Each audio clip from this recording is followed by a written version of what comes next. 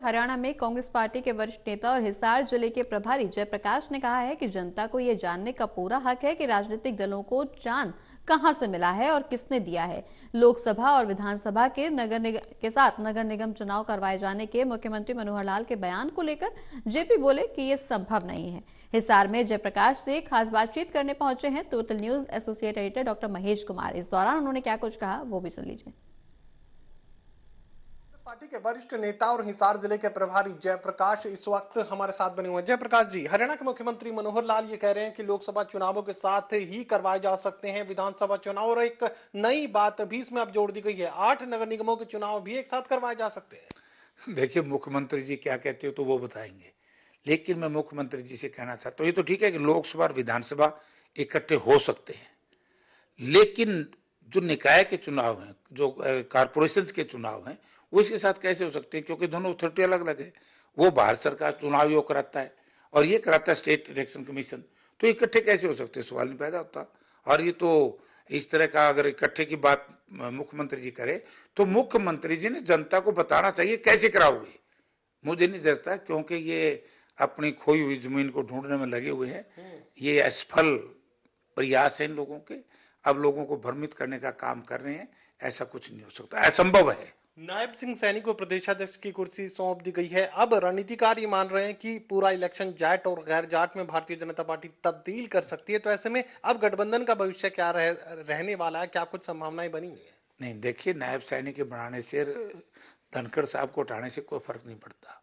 Bharatiya Janata party के ऊपर कोई भी जाति, नॉन जाट को एक जाति नहीं है, इसमें बहुत सी जातियां हैं। आज तो आपको मालूम है कि गुज्जर का और राजपूत का किस तरीके से लठ बजुआ कैथल में, तो हर जातियों के आपस में अगड़े का, पिछड़े का, दलित में से दलित, अति दलित, पिछड़ा, अति पिछड़ा, तो सबके आपस में झगड़े करवाए हुए इस पार्टी का ये धंधा मैं मान के चलता हूँ। क्योंकि इन्होंने 5 वर्ष काम तो करा ही नहीं हरियाणा गठबंधन सरकार ने, तो इस तरह के ड्रामा कर रहे हैं लोग, इस पर विश्वास नहीं करेंगे।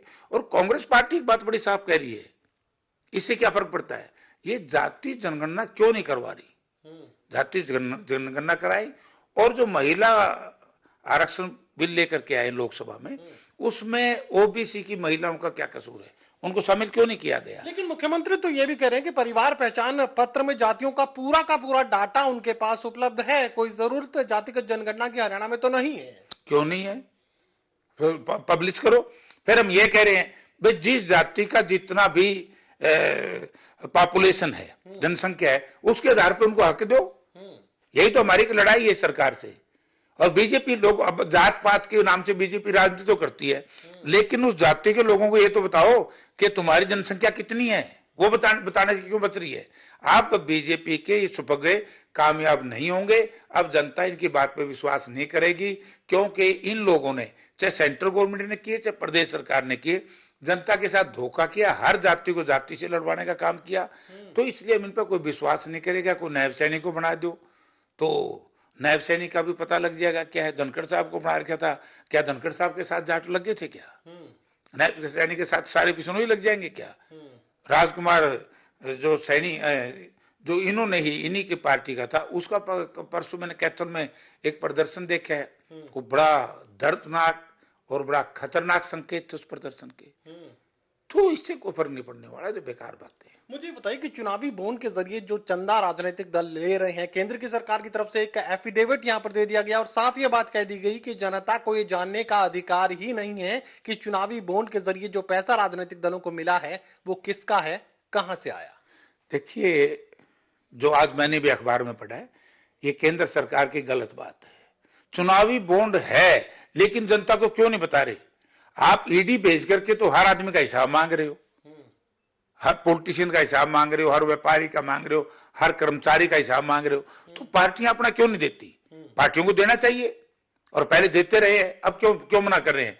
क्योंकि मुझे ऐसा लग रहा है ये जो पार्टी फंड इतने थोड़े समय में भारतीय जनता पार्टी का दोस्तों बड़ा भारी धन संग्रह हुआ है, इनका धन इकट्ठा किया है, इसमें कहीं न कहीं गड़बड़ है। और मैं तो ये कहूंगा कि बीजेपी अपने इस बात को छुपाने में, जनता इसको विश्वास नहीं करेगी कि पैसा कहीं न कहीं से गलत तरीके से आया हुआ पैसा है। चलिए, जयप्रकाश दोटू की बात कर रहे हैं कि नगर निगम के चुनाव लोकसभा और विधानसभा के साथ नहीं करवाए जा सकते और साफ ये बात कहने की कोशिश कर रहे हैं कि भारतीय जनता पार्टी अगर चुनावी रण में जाट और गैर जाट की आवाज उठाने की कोशिश करेगी तो इसका कोई फायदा भारतीय जनता पार्टी को नहीं मिलने वाला, क्योंकि कांग्रेस पार्टी सभी जातियों को एक साथ लेकर आगे बढ़ने की बात कर रही है। सोगी कमल के साथ doctor Mahesh Kumar, total news, Hisar.